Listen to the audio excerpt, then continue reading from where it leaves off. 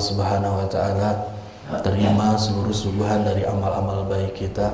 Allah Subhanahu wa taala sempurnakan pahala dan memberikan surga kepada kita seluruhnya. Amin ya Allah rabbil alamin.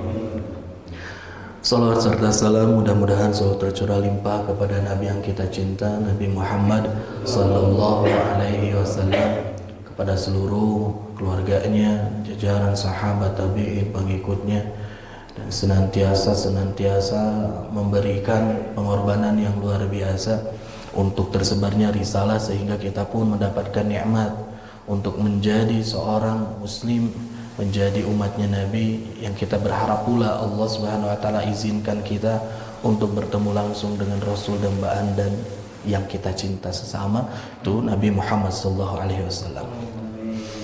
Baik jemaah sekalian, kita akan lanjutkan kajian mengenai tafsir singkat Juz Amma yang telah masuk ke surah At-Tin. Insyaallah sebelum kita bahas, kita akan sama-sama membacakan Al-Asmaul Husna dan juga salawat atas Nabi. Kita baca bersama-sama.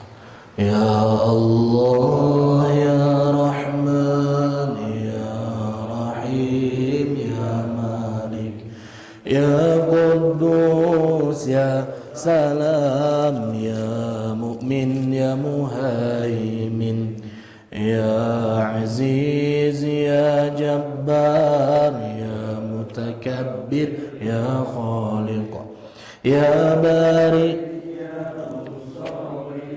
ya Ghaffar ya Qahhar ya Wahhab ya Razzaq ya Fattah ya Alim ya Qabid ya Basit ya Khafid ya Rafi' ya Mu'izz ya Mudhil ya Sami' ya Basir ya Hakam ya Adil ya Latif ya Khabir ya Halim ya Azim ya Ghafur ya Shakur ya Ali ya Kabir ya Hafiz ya Muqit ya Hasib ya Jalil Karim ya Raqib ya Mujib ya Wasi' ya Hakim ya Wadud ya Majid ya Ba'ith ya Shahid ya Haqq ya Wakil ya Qawi ya Matin ya Wali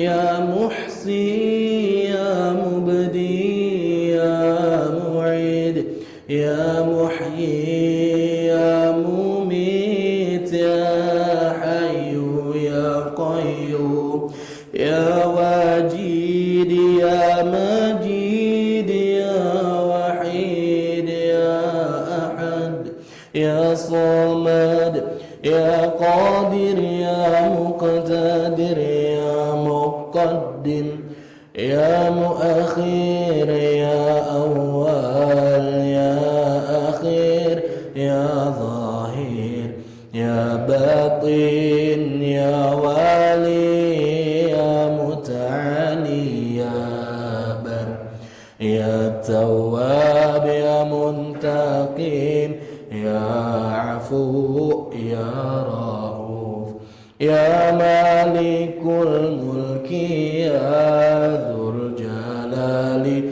wal Ikram ya Muqsit ya Jami' ya Ghani ya Muni ya Mani' ya Dhar ya Nafi' ya Nur ya Hadi ya Badi' ya Baqi ya Warith ya Rashid ya Sabur ya Allah ya Allah Allahumma salli salatan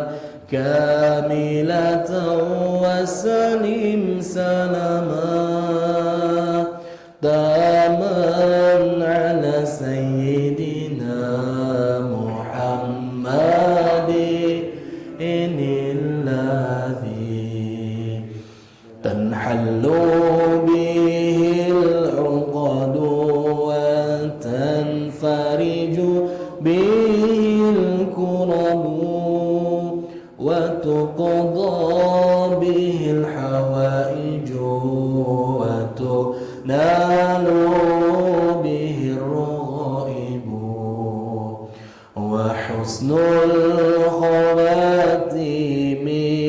ويستسقى الغمام بوجهه الكريم وعلى آله وصحبه في كل لمحة ونفس بعدد كل معلوم لك Allahumma sholli wa sallim wa barik alaih. Baik jemaah sekalian, sekarang kita akan masuk ke tilawah surah At-Tin ya. Surah At-Tin itu terletak pada halaman 597 dan merupakan surah ke-95 urutannya di dalam Al-Quran. Karena surah ini pendek, untuk sesi sekarang kita coba dengan tilawah terpimpin ya. Saya satu kali, bapak-bapak bisa mengikuti. A'udzu billahi minasy syaithanir rajim. Silakan Pak. A'udzu billahi minasy syaithanir rajim. Bismillahirrahmanirrahim.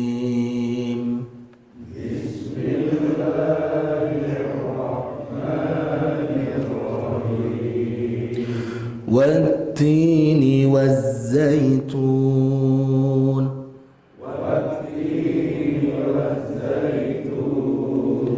وطور سينين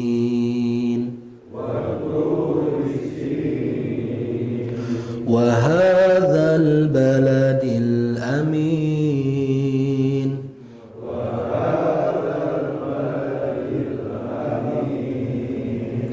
لقد خلقنا الإنسان في أحسن تقويم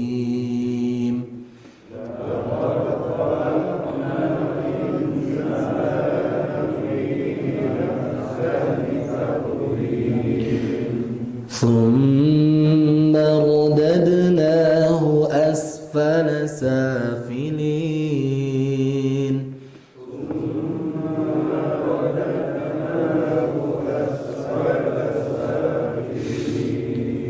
إلا الذين آمنوا وعملوا الصالحات فلهم أجر غير ممنون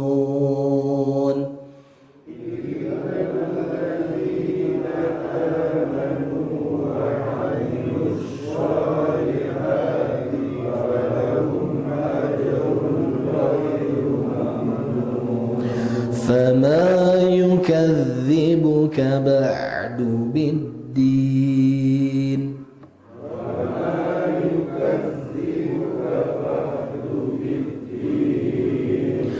أليس الله بأحكم الحاكمين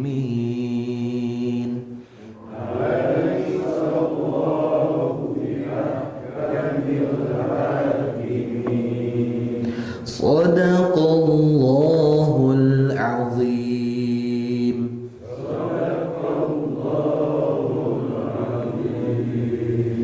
Alhamdulillah, sami'na wa ata'na ghufranaka rabbana wa ilaikal masir. Jemaah sekalian, sebelum kita mengupas mengenai makna-makna yang ada di dalam surah At-Tin, yang pertama yang harus kita perhatikan di dalam pembacaan ayat pertama dan ayat yang kedua, hati-hati. Kalau di ayat yang pertama, dua-duanya At-Tin, Az-Zaitun menggunakan huruf ta. Ta. Nah, membaca huruf ta itu tidak kaku ta. Ta. Wat-tini waz-zaitun tidak kaku. Melainkan pembaca huruf ta itu harus mengeluarkan hamas. Sifatnya itu ada udara yang ikut mengalir ketika kita bacakan hurufnya. Makanya ketika berhenti pas di huruf ta itu ada udara yang keluar. At. Tuh ada udaranya. Tapi jangan berubah jadi c, aj. Aj itu pun terlalu berlebihan. Maka dari itu kita harus seimbangkan dalam membaca huruf ta. Wattini wazzaitun. Tidak wattini wazzaitun. Berbeda. Nah, berbeda halnya dengan ayat yang kedua. Kalau di ayat yang kedua bukan pakai ta lagi, tapi pakai to. Tebal kita baca. Watu. Tidak waturi, tapi waturi. Ya, betul sekali. Selanjutnya apa? Ayat ketiga, hati-hati jangan dipantul-pantul L-nya. Wa hadzal baladil E-nya hilangkan. Kenapa bisa ada bunyi E? Karena terlalu cepat menurunkan lidah yang sudah ditempelkan ke langit-langit atas. Wa hadzal baladil amin. Kalau tartil ini bisa diminimalisir, hilang bunyi. Kalau cepat hadzal baladil amin, suka ada terjadi huruf E, bunyi siluman hadir di ayat tersebut.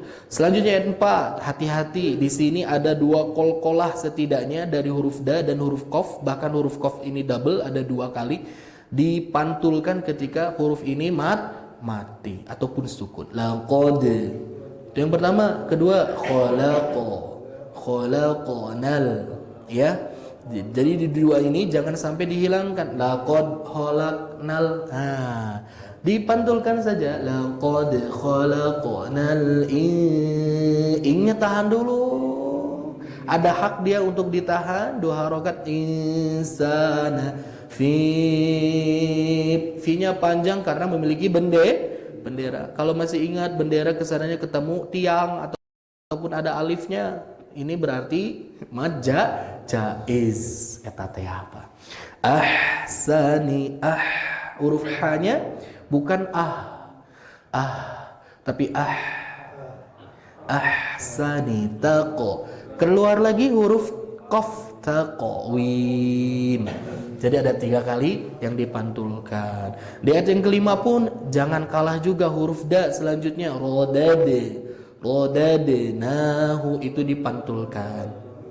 Asfala safilin. Kemarin kita sudah coba latihan huruf sin, S-nya harus berdesis keluar dengan sempurna. Asfala safilin.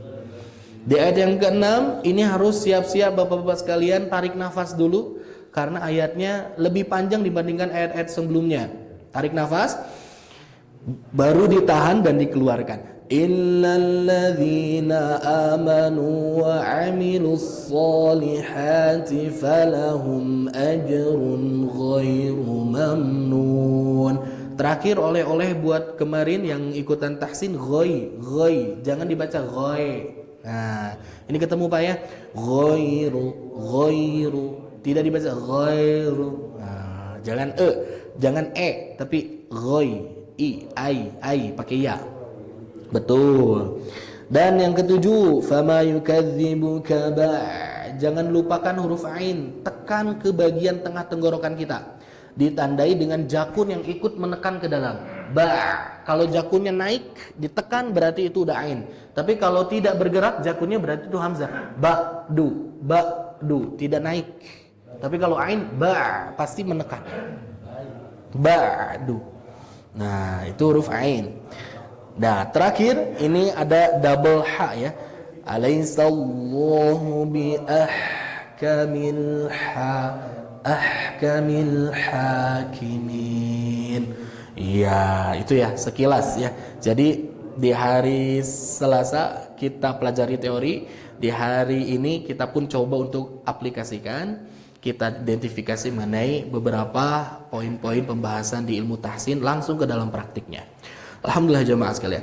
Yang akan kita bahas pada surah At-Tin ini yang pertama, Allah Subhanahu wa taala seperti biasa mengundang dan menggugah kaum yang mendengarkan ayat ini, baik kaum muslimin ataupun kaum kafir, untuk sama-sama memperhatikan mengenai sumpah yang Allah Subhanahu wa taala ungkapkan di ayat yang pertama, wattini. Pak, kalau ada huruf wawu ketemu dengan kata yang selanjutnya ujung katanya itu i ataupun kasroh ataupun khofad, maka wawunya itu dipastikan wawu qasam. Sumpah.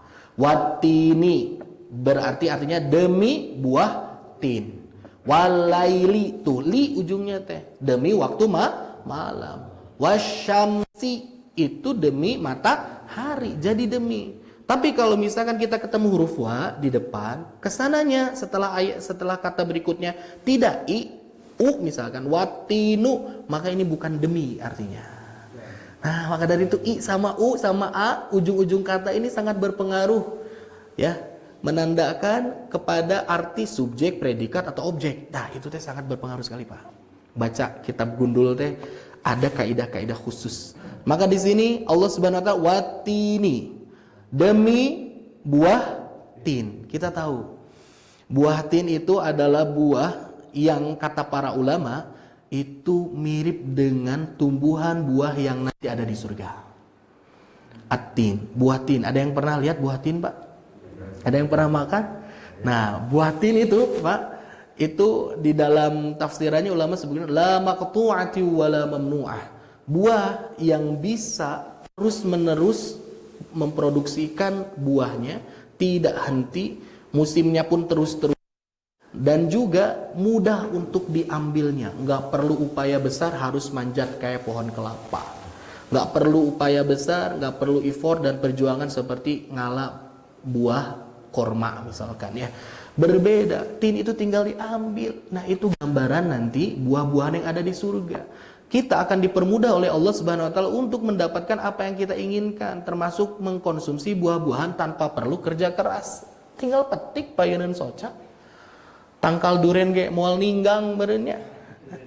Jadi pendek segala macam. Bahkan sekarang sudah nampak beberapa ahli-ahli dari buah-buahan ini membuat tanaman yang tidak terlalu tinggi, ya kan sudah banyak ya, tapi buahnya lebat luar biasa. Cuman tadi kudu hati-hati, Pak. Misalkan buah mangga, ya tingginya cuma 1 meter, lebat buahnya, bisa jadi dahannya patah, ya teh. Karena belum terlalu kuat menopang itu ya, beban buahnya. Nah, tapi di surga nanti itu seperti itu gambarannya. Yang kedua, buah tin itu banyak khasiatnya, maka Allah Subhanahu wa taala bersumpah dengan sesuatu yang spesial seperti ini. Kaidah sumpah sebagaimana yang telah saya ungkapkan sebelumnya dan para ulama mengijma'kan, kita selaku hamba tidak boleh bersumpah melainkan sumpah kita digandeng dengan nama Allah. Makanya kita sebut wallahi, kan gitu. Enggak wallahu. Nah, kalau wallahu bukan sumpah akhirnya, artinya wallahi jadi i, itu berarti sumpah. Tapi kalau Allah sebagai Khalik itu boleh dan berhak untuk bersumpah mengambil seluruh nama-nama makhluknya. Gak jadi masalah. Kenapa bisa kayak gitu? Karena Allah Rabbul Alamin, Pak. Allah yang menciptakan, Allah yang memelihara, Allah sebagai pengatur, Allah pun ownernya. Gak jadi masalah. Sebagai pemimpin dan juga pimpinan kantor, dia mau rombak, mau ganti, mau rubah desain interior yang ada di kantornya, suka-suka dia. Saya pengen ini geser ke sana, bangku nggak di sini, ke sana segala macam. Nggak jadi masalah. Tapi kalau bawahan usar iser tanpa izin pemimpin, itu kan berbeda ceritanya. Sebagaimana kita saksikan dalam kehidupan kita seperti itu. Allah Subhanahu wa taala berhak fa'alul lima yurid. Allah itu nggak jadi masalah mau ngelakuin apa aja sesuka Allah, sekehendak Allah, silakan. Tidak ada yang membatasi. Berbeda dengan kita. Apapun yang kita kerjakan akan ditanya dan dimintai pertanggungjawaban. Tapi Allah yang mengerjakan itu tidak akan ditanya. Karena Allah hakimnya. Nanti kita bahas di ayat yang terakhir. Yang kedua, waz-zaitun. Nah, ini yang kedua itu adalah buah zaitun. Demi buah zaitun. Yang dalam Al-Qur'an salah satu pohon yang disebut dengan syajaratun mubarakah, pohon yang penuh berkah, itu adalah zaitunah. Pohon zaitun, Pak. Karena yang pertama, pohon zaitun itu keluar dari pohon itu, keluar dari buahnya juga apa? Minyak yang bisa bermanfaat untuk kehidupan kita. Buah zaitun. Bahkan kita tahu ya sampai sekarang oil olive ya kalau nggak salah ya bahasanya itu sangat besar khasiat untuk kita mendapatkan refleksi dari buah ataupun dari si minyak tersebut. Begitupun buah tin. Kata ulama sebutkan buah tin itu seluruhnya itu bisa dimakan. Dari mulai luarnya, kulitnya itu ada khasiat khususnya. Sampai ke dalamnya, buahnya pun ada khasiatnya. Untuk diet misalkan, untuk yang sembelit misalkan, itu banyak khasiat-khasiat dari buah tin dan juga buah zaitun. Selanjutnya jamaah sekalian, di ayat yang kedua, wa turi sinin, dan demi, ini bukan buah-buahan lagi, tapi tur di sini artinya adalah gunung. Sinin adalah ungkapan bagi gunung yang biasa kita kenal dengan Gunung Sinai ataupun Bukit Sinai. Wa turi sinin. Kenapa di sini nggak pakai jabal? Kan kita tahu ya, gunung juga jabal ya. Nah, ada yang membedakan Pak pengistilahan antara jabal dan juga atur. Kalau atur itu adalah gunung yang tidak terlalu besar. Kalau dalam bahasa Sunda mah pasir ya tadi disebutnya. Ya.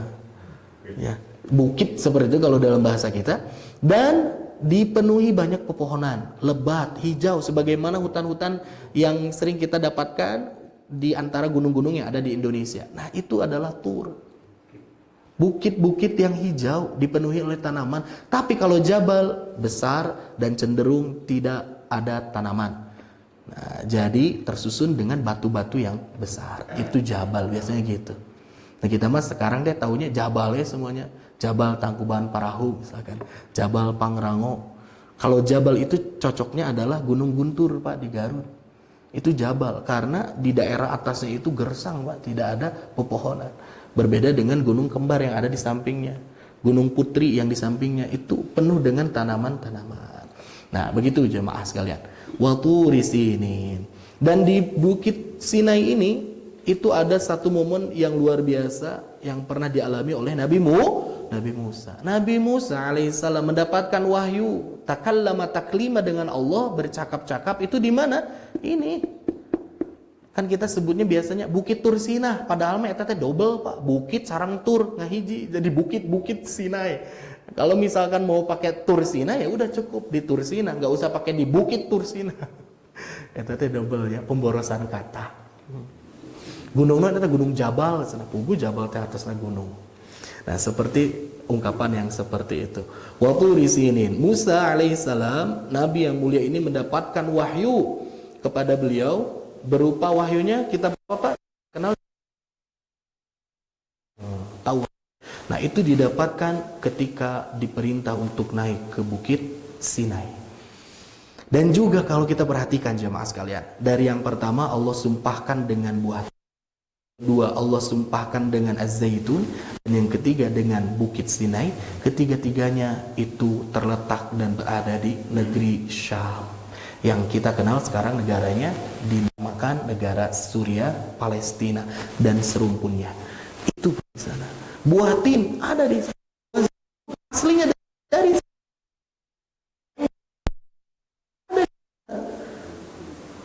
seperti itu nanti dikaitkan dengan ayat yang ketiga.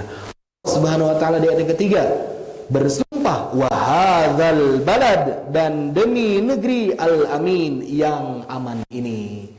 Apa negeri yang aman ini? Di mana letaknya? Itu di Makkah. Allah Subhanahu wa ta'ala menstatusi negeri Makkah itu sebagai al-baladul amin, negeri yang aman.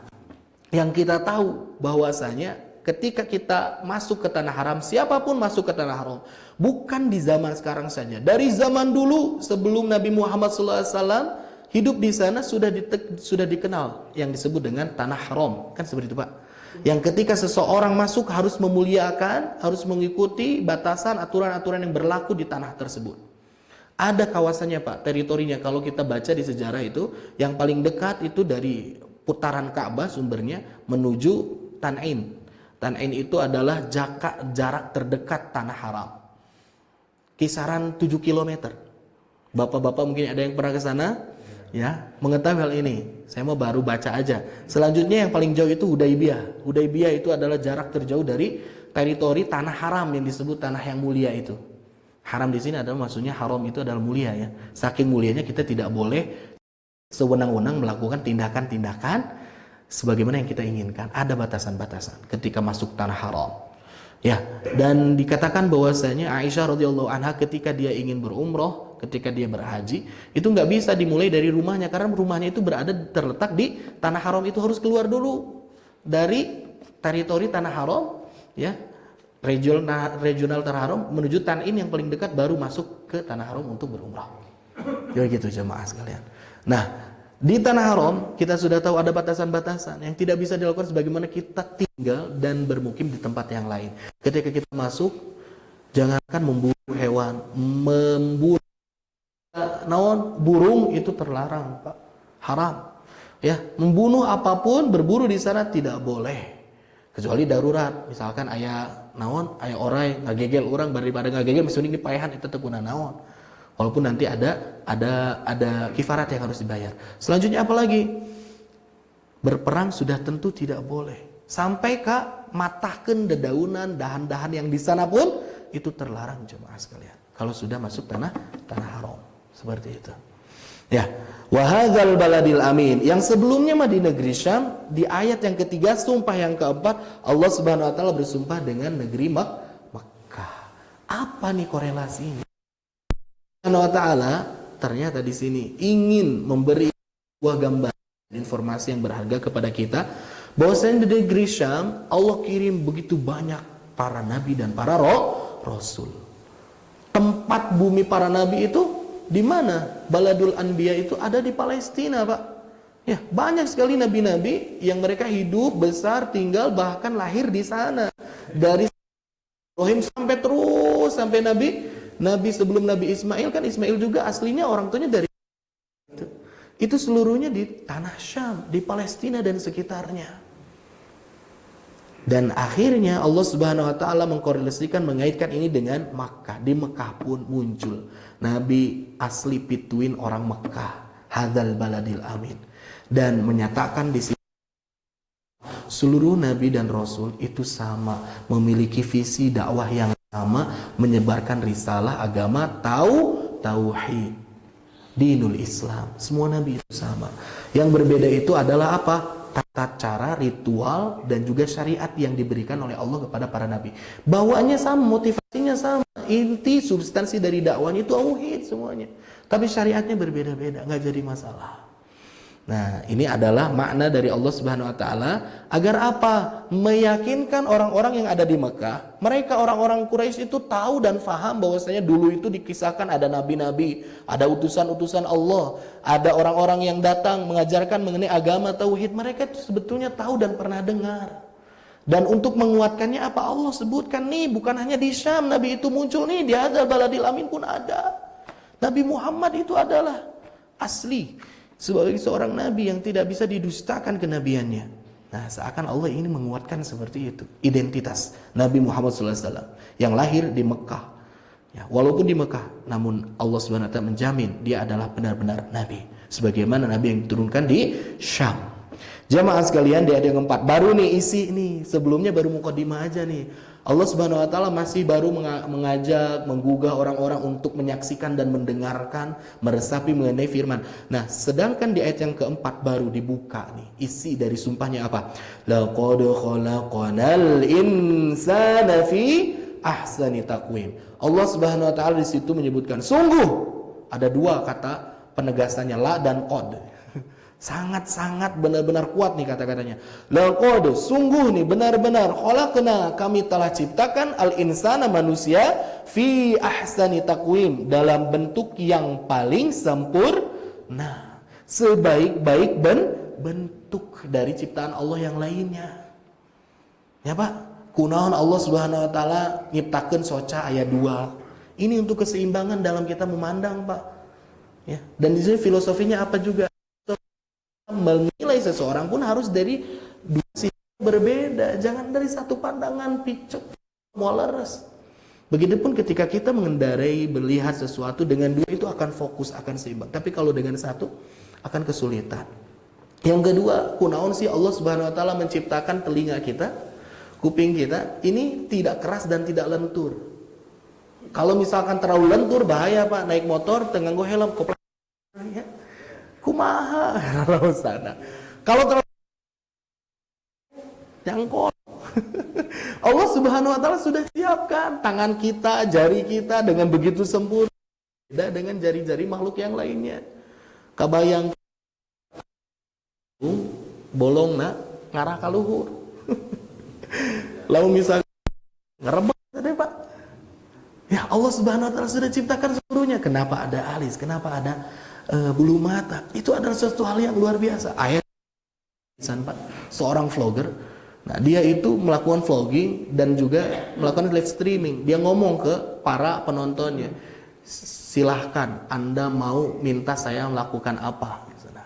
Kata orang-orang di situ, bang cukur rambut bang, dibotak. Kan kasetnya rambutnya bagus segala macam. Dia siap, langsung tuh digundul. Bang biarkan bang, gundulnya sebelah aja. Akhirnya sebelah gitunya. Enggak bang, sekarang dibotakin aja, botakin. Dia udah siap tuh pakai mesin pencukur itu di tangannya. Ayat selanjutnya permintaan itu, bang coba bang kurut alisna. Pasti kurut alisna, pas botak mau masih kasih Pak, pasti kurut alisna. Berubah total Pak penampilannya itu. Saganteng-gantengna jalmi pamit tegadu alis mah. Aduh, repot Pak. Ibu-ibu kumaha tuh anu kurut alis. Ya eta dikurut langsung di warnaan deui. Ya, jadi jamaah sekalian, Allah sudah ciptakan kita dengan bentuk, dengan fisik yang proporsional. Sudah ideal sekali Allah berikan. Kenapa tangan jari kita nggak semuanya jempol? Kenapa nggak semuanya curug, kunaon teu sadayana jari tengah segala macam? Ini untuk memudahkan. Coba lo misalkan sadayana itu rambutnya jempol, mam teh hese Pak. Ya, ini teh set, aduh luar biasa. Kunaon bet kukuhan ujungna. Itu teh banyak kalau kita coba gali dan kupas satu demi satu dari penciptaan Allah dalam tubuh kita, yang zahir yang di luar itu sudah kita geleng-geleng. Ya Allah benar-benar merasa. Kemudian lo misalkan sudah berbicara mengenai apa yang Allah ciptakan penyempurnaannya di dalam kulit manusia, nggak ketahuan nih Pak berapa sel jaringan yang Allah ciptakan. Seorang penata kabel listrik sarumit-rumitna eta saluran kabel listrik mual tiasa ngadamel saluran seperti organ-organ sel-sel yang Allah ciptakan begitu sempurna. Lamun dibelek ya Pak, itu berapa ratus ribu triliunan sel dan saraf yang ada dalam diri manusia. Ya saya pernah melihat videonya itu ya dengan ilustrasi gambar. Ketika dibuka ini tuh, ya Allah. Sanu ngaturna Allah Subhanahu wa taala. Fi ahsani taqwim. Ada satu cerita Pak.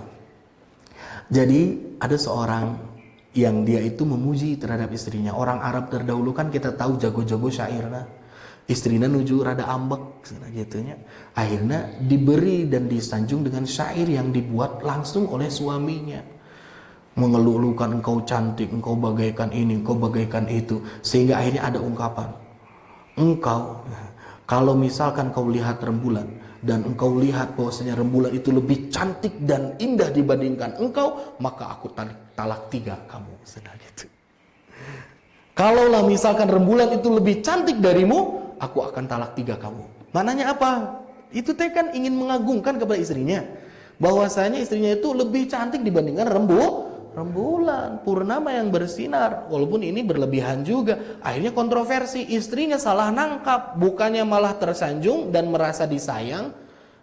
Ini malah menjadi kebalikannya. Langsung istrinya di situ di hadapan suaminya pakai jilbab, pakai baju yang rapi segala macam, disangka sudah turun talak. Karena apa? Menurut istrinya sesuatu yang paling indah itu adalah rembulan dan purnama. Nggak ada yang mengalahkan keindahannya. Termasuk merasa bahwasanya saya mah bukan apa-apa gitu dibandingkan rembulan. Akhirnya dia merasa ditalak. Setelah itu ini kasus besar Pak, sampai terdengar oleh Khalifah Al-Mansur. Khalifah Al-Mansur memerintahkan kepada para ulama yang berada di situ untuk merumuskan permasalahan ini. Iya kumaha ayo talakna jatuh tuh. Hingga akhirnya para ulama menyebutkan, iya dia sudah jatuh talak. Karena apa? Menurut adat di sana, yang paling indah itu apa? Purnama, nggak ada yang mengalahkan. Segelis-gelisna perempuan, narika cemberut, narika nuju ambek mah kan jadi tegelis deh, Pak. Tapi purnama selalu indah. Hingga akhirnya jatuh talak. Nggak berhenti di situ, ternyata kabar menyebar sampai ke Imam Abu Hanifah yang berada di Mekah. Hingga akhirnya seorang ulama ini menyebutkan, Imam Abu Hanifah dalam ceritanya sebutkan, enggak talaknya enggak turun, enggak jadi talaknya, enggak sah. Kenapa? Karena manusia itu diciptakan laqad khalaqnal insana fi ahsani takwim. Yang paling baik penciptaan itu adalah manusia dibandingkan makhluk Allah. Termasuk apa? Bulan, termasuk purnama, termasuk syamsun, matahari, termasuk waktu apapun, waktu duha yang begitu memanjakan. Enggak, semuanya lebih indah, lebih sempurna, lebih bagus dan lebih baik ciptaan Allah kepada manusia. Karena kita Pak saku mahawege urang gitu ya.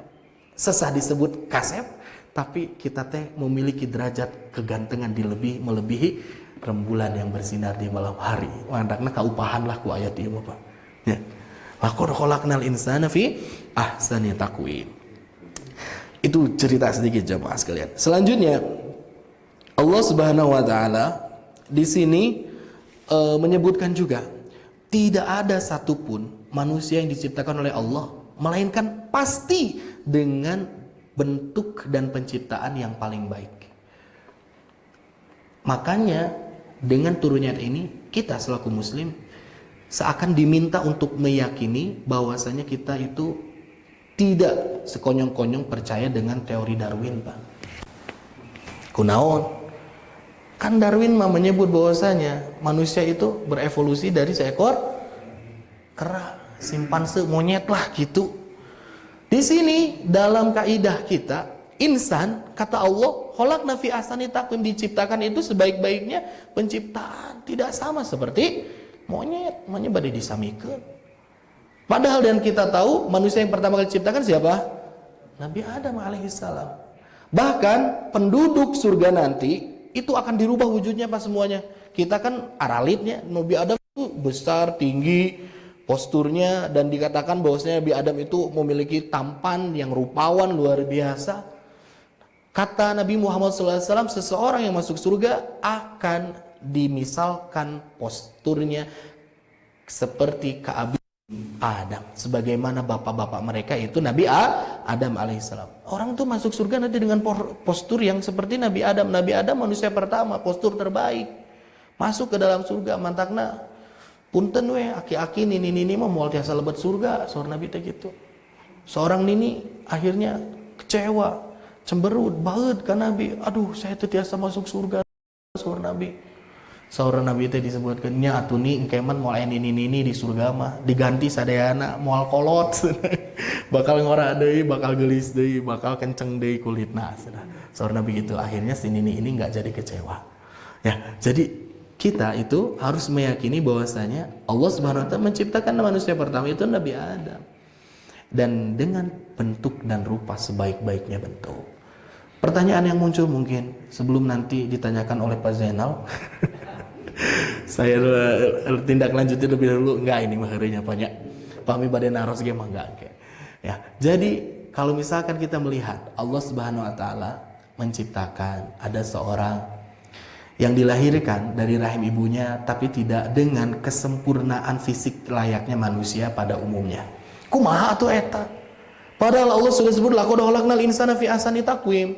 Kenapa ada orang yang ketika dilahirkan enggak punya tangan, punten, enggak punya kaki, dari lahir bawaan, bahkan matanya tidak sempurna. Bahkan yang paling sering apa? Bibirnya sumbing, contoh kan gitu ya. Enggak sempurna, ini gimana nih? Apakah ini berlaku bagi orang-orang yang seperti itu? Iya, Pak. Allah Subhanahu wa taala menyempurnakan ciptaan kepada setiap individu dengan kadar orang tersebut melihat dari sisi kemaslahatan untuk kehidupan orang itu. Dari kecil ada orang yang nggak dikasih mata, nggak dikasih pendengaran, nggak bisa ngomong.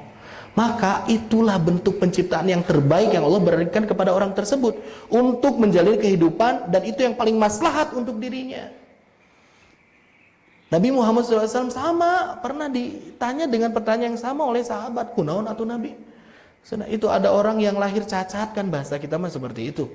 Kata Nabi, Allah yang mengetahui apa yang akan dia kerjakan untuk masa depannya. Bisa jadi dia tidak sempurna ketika menjalankan hidup di dunia dalam kacamata kita. Allah itu yang membuatnya. Ahsani taqwim dengan kacamata Allah berbeda. Tong disamikeun atuh pakaian kaos yang kita pakai kudu lebet ka bapa. Kan benten. Kaos abi ageung teuing ka Arizki, kaos Arizki alit teuing ka Angge abi. Teu tiasa disamakan. Begitupun cara pandang Allah memandang sesuatu yang kita tidak bisa menjaz hal tersebut. Jadi terbaik itu untuk dirinya, kemaslahatan dirinya.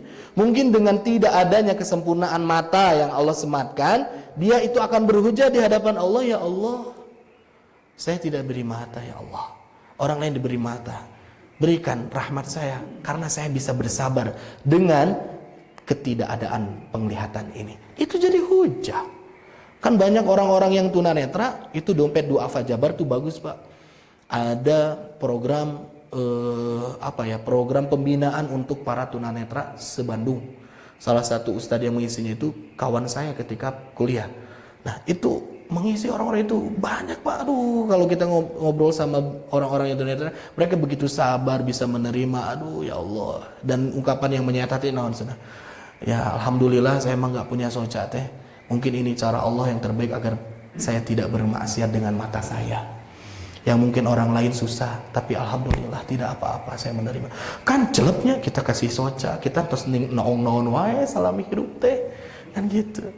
Nah, itulah jemaah sekalian. Fi ahsani taqwim, apapun bentuknya yang Allah ciptakan ke dunia itu adalah yang terbaik, ciptaannya terbaik. Walaupun pada umumnya lumrahnya memang mata dua, tangan dua, kaki dua, umumnya seperti itu. Tapi Allah yang tahu yang terbaik untuk setiap individu. Kulit saja Pak berbeda-beda. Aya nurada punten hese disebut bodas gitu ya. Ainu hese disebut hidung, bodas pisan dan memang gitu ya. Ada yang memang warna hidung, bahkan ada yang ungu Pak warna kulitnya. Dan Allah ciptakan itu sesuai dengan daerah yang dimukimi oleh yang tersebut. Tinggalnya di mana Allah sesuaikan. Orang-orang Eropa tareriris Pak di itu mah, makanya kulitnya bararodas. Ya, suhu-suhu dari 1 sampai 10 sampai 15-an itu orang-orang yang kulit putih. Orang-orang nukadaria yang kulit-kulitnya agak gelap sedikit nambah panas eta teh Pak. Seperti di kita kan berapa Pak rata-rata? Ya dari 21-an mungkin ya sampai 30 lebihan, kulitnya rada caroklat. Nu hideung 30 sampai 40. Anu ungu 50 kan itu Pak. Itu ada di Sudan itu masyarakat perkampungan itu kulitnya teh henteu hideung Pak, leuheung hideung Pak, ungu. Kenapa? Karena mereka hidup di tempat yang terik. Pami keluar moe acuk teh moal sieun ka hideungan Pak datos gitu. Kita makan takut ya hideung kok ibu-ibu lah, istri-istri ya, perempuan-perempuan. Mereka enggak gitu, santai aja. Ya. Udah gitu mereka lebih tahan panas. Memang sudah desain oleh Allah ahsani taqwim.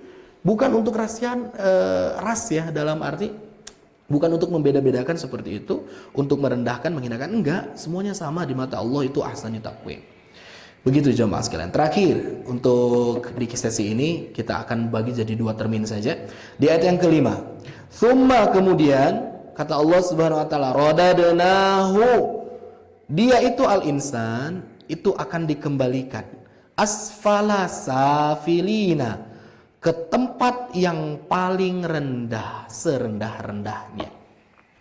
Asfala safilin, ahkamil hakimin. Ada 2 bentuk kata yang mirip, yang sama di ayat yang ke-5 dan ayat terakhir nanti. Yang asfala safilin itu nanti kata Allah Subhanahu wa taala, manusia itu akan dikembalikan ke posisi, ke derajat, ke tempat dan kedudukan yang paling rendah. Ada 2 tafsirannya jemaah sekalian.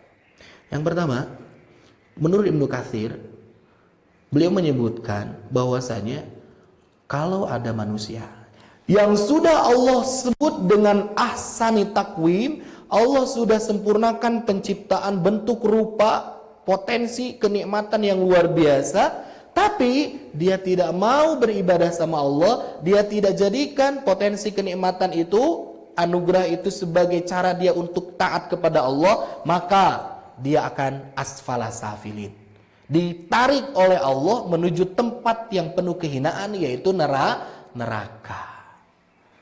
Maka dari itu ada yang menafsirkan juga maksud al-insan di sini adalah orang-orang yang kafir. Orang kafir tuh dibasri kenikmatan sama Allah. Mereka berusaha, bekerja, kasih kemudahan dalam rizki berupa harta. Mereka menikah dikasih dengan reproduksi, punya anak dan keturunan. Mereka melakukan sesuatu, Allah kasih, Allah beri, Allah cukupkan, Allah sempurnakan, nikmat semuanya. Tapi tidak dijadikan kenikmatan itu sebagai wasilah untuk bisa dekat, untuk dapat beriman. Maka asfala safilin, bongan atuh, sudah ditinggikan derajatnya, malah direndahkan oleh dirinya sendiri dengan cara tidak beriman kepada Allah Subhanahu wa taala. Makanya baliknya nanti asfalas safilin, masuk ke dalam neraka jahanam. Gitu jemaah sekalian. Itu tafsiran yang pertama. Tafsiran yang kedua, enggak sudah. Ini maknanya bukan hanya sekedar orang-orang yang kafir mereka masukkan ke neraka karena enggak mau beriman setelah diberi nikmat. Bukan. Ini maknanya apa? Manusia secara keseluruhan seluruhnya, keumumannya, mereka itu diberikan posisi dan juga momen pada saat mereka itu berjaya, pada saat mereka kuat, pada saat mereka sedang tampan setampan-tampannya. Tapi ingat, sebentar lagi, esok lusa, waktu berganti, asfala safilin, gantengnya luntur, kulitnya yang kenceng jadi keriput, tangannya yang kuat menjadi melemah, pandangannya yang tajam menjadi kabur, ucapannya yang tertata, yang rapi, tersusun, lantang dan keras menjadi menggema dan suaranya menurun volumenya, kekuatannya. Itu asfala safilin. Nanti pada prosesnya bahkan menjadi tua, bahkan menjadi pikun, asfala safilin. Itu semuanya fase yang dilewati oleh manusia, pasti gitu. Makanya harus ingat nih, dikasih oleh Allah kenikmatan yang sempurna pada saat kita lagi kuat, lagi jag-jag, tah sok ke masjid gitu.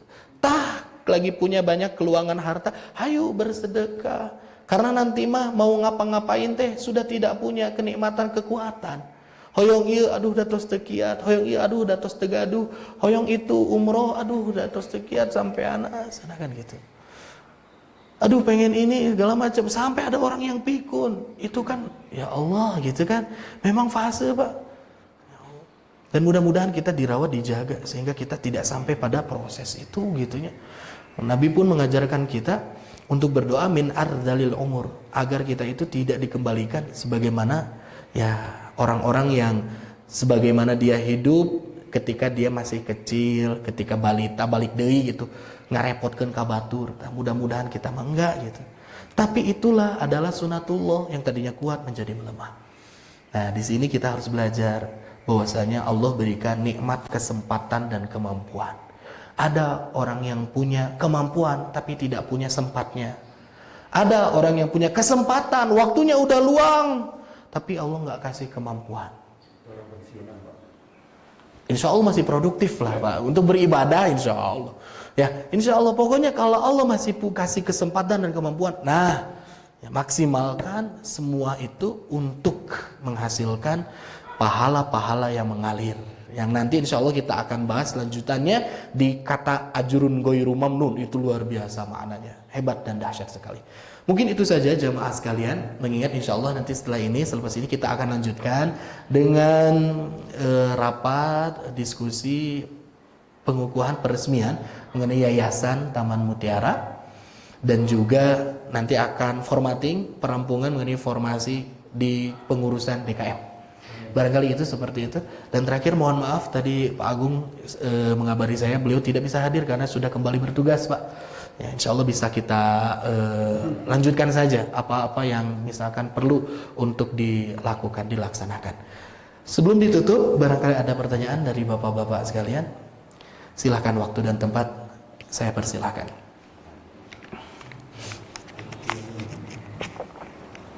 Kalau nggak ada, saya lagi Pak. Ya. Pak.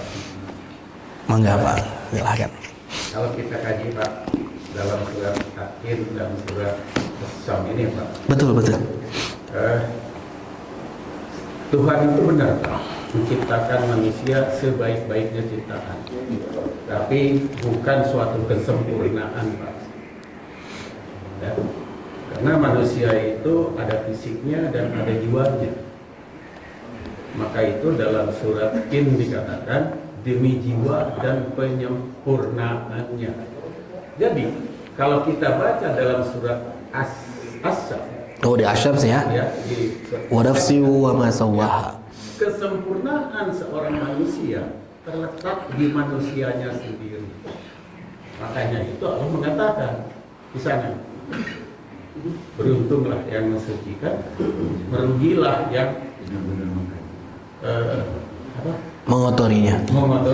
Jadi betul Pak bahwa tadi ada orang cacat, itu adalah bentuk sebaik-baiknya. Kenapa masih dikatakan baik di sana? Sebab hidung pesek masih bisa di-repair Pak, jadi mancung. Coba bayangkan orang Korea itu Pak, kalau nggak bisa di-repair itu hidungnya mancung, wajahnya jadi bagus, berarti nggak baik penciptaannya. Jadi ketika baik itu di sana itu adalah secara fisik, tapi secara jiwa Allah mengembalikan kepada manusianya, itulah Pak. Betul, betul. Mungkin itu Pak yang saya pahami. Tolong kalau pemahaman ini saya salah. Betul. Ya, betul jemaah sekalian. Sebuah titik kesempurnaan untuk menjadi seorang hamba Allah yang bertakwa itu tidak bertolak ukur dari bagaimana rupa kita. Karena Allah Subhanahu wa taala menyebutkan qad aflaha man zakkaha wa qad khaba man dassaha. Pada akhirnya nanti orang-orang yang beruntung mendapatkan surga itu bukan yang paling ganteng, bukan yang paling cantik, bukan yang paling kuat secara postur dan fisik, tapi kembali kepada penekanan jiwa. Nah, maka dari itu sempat saya sebutkan dan singgung sebelumnya, kalau memilih sehat fisik atau sehat jiwa, bagi seorang muslim harusnya yang lebih diprioritaskan itu adalah kesehatan jiwanya. Yang terkadang kita lupa. Kita itu selalu penting mengenai kesehatan fisik dan diri. Betul, itu penopang agar kita bisa maksimal ibadah sama Allah Subhanahu wa taala. Tapi yang lebih penting bagi kita itu adalah kesehatan jiwa kita. Seperti itu, ya. Ya, terima kasih atas tambahannya Pak Zainal, cukup bagus ya, cukup mencerahkan. Baik, itu saja. Ada lagi yang ingin ditambahkan Bapak-bapak sekalian? Ya, kita cukupkan saja barangkali kajian kita pada subuh Sabtu ini.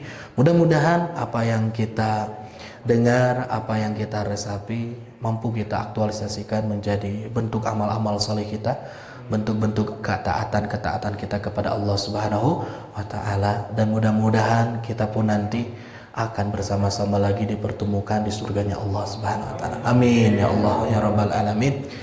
Baik, jemaah sekalian, kita tutup dengan bacaan hamdalah dan doa kifaratul majelis bersama-sama. Alhamdulillahirabbil alamin. Subhanakallahumma bihamdika asyhadu an la ilaha illa anta astaghfiruka wa atubu ilaik. Allahumma salli wa sallim wa barik ala nabiyyina Muhammadin wa ala alihi wa sahbihi ajma'in. Ya Allah, ya Rabbana, di antara kami, saudara-saudara kami, keluarga kami ada yang sedang sakit, sembuhkanlah ya Allah. Ada yang sedang kesulitan, mudahkanlah ya Allah.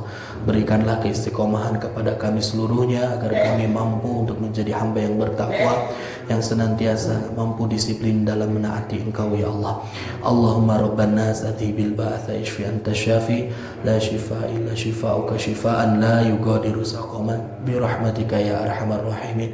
Ya muqallibal qulub tsabbit qulubana ala dinika, ya musarrifal qulub sarrif qulubana ala ta'atika. Amin ya Allah ya rabbal alamin.